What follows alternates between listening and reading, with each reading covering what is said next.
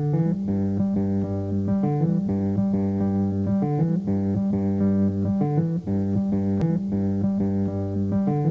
know, I was there at the beginning when the idea of Green Corps was first being hatched by a number of other environmental leaders who looked around and said we need more young people who are the best trained people, the best and the brightest to get involved in environmental issues. It was really exciting to be there at the beginning. Green Corps was founded in 1992 with the core mission of training the next generation of environmental organizers. Green Corps was in part formed in response to Earth Day 1990. There was a huge upsurge in interest in environmental issues. Most of the actions around Earth Day 1990, though, unfortunately focused on just individual actions and personal choices. So Green Corps was founded to help people take the step beyond making personal changes in their life and really to organize people in a concerted way, to build a constituency and to advocate for political change. When I graduated from college, I was interested in environmental work, but they don't tell you in college how to be an environmentalist. And so the answers that my professors gave me were, well, you should go to grad school, first of all, and then you should become a scientist or go work on Capitol Hill. But I felt like there had to be something better than just that. One of the most valuable things I got out of Green Corps was the tremendously valuable training that we got. First, the classroom training with some of these legends in environmental work. David Brower, who's just a hero of the environmental movement. Lois Gibbs from Love Canal, who had shown such personal strength and organizing skill in her fight. And then we had the practical training, going out and actually running the campaigns. You're out there in your own city doing your own thing, running these campaigns, and really as the person who is bottom line responsible for making it happen. My experience with Green Corps really gave me both the skills and the confidence to be able to go on to a career as an organizer. I'm working now with MoveOn.org, which is the progressive online organization.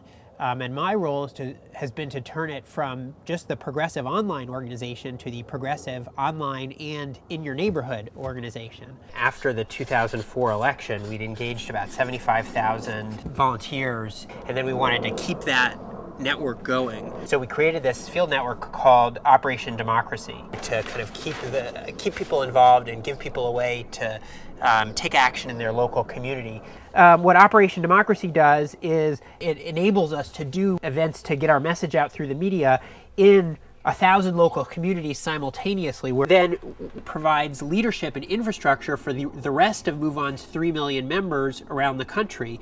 There are a lot of people who they're not going to organize a rally, but they really want to come to one. This is kind of Green Corps 101 right here, the idea that as an organizer, you're trying to amplify your effect, not just do the work yourself. And that's the power of grassroots organizing.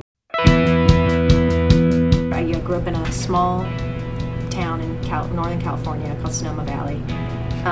When I in 8th grade, I went to Yosemite for the first time. I went hiking and sort of experienced the Sierra Nevada for the first time, and I just absolutely fell in love. And sort of learned everything that I could about the Sierra Nevada and the history, and realized that there was this whole movement that had been formed 100 years prior, roughly, to protect it and preserve it. So I started, gobbling up everything I could read about this John Muir and the Sierra Club, and just got really into sort of this notion of people working together and organizing to protect these places that I had grown to love so much. When I discovered Green Corps, I thought, this is, match made in heaven. It's a perfect program. The responsibilities were huge, which was so refreshing. My job was to basically set up shop in Connecticut, open up with one colleague, open up a new office for the Toxics Action Center, and to launch for the first time a statewide campaign to clean up the old coal and oil burning power plants in the state.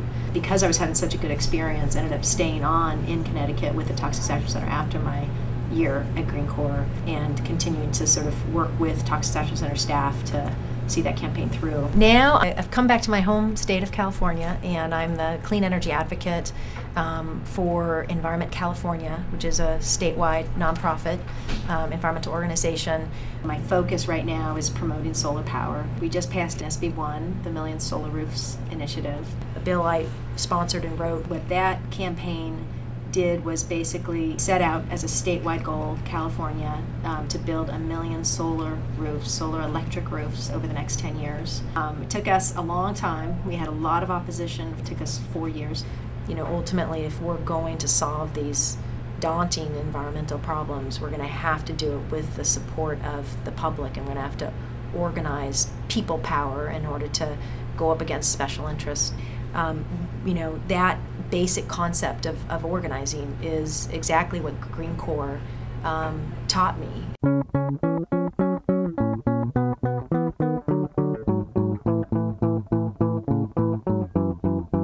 As a movement, we have plenty of really terrific lawyers and lobbyists and scientists and issue experts. What we really lack is talented, skilled, professional organizers. The Green Corps alum, even when they're right out of the program, come with a great deal of experience well beyond their years would indicate.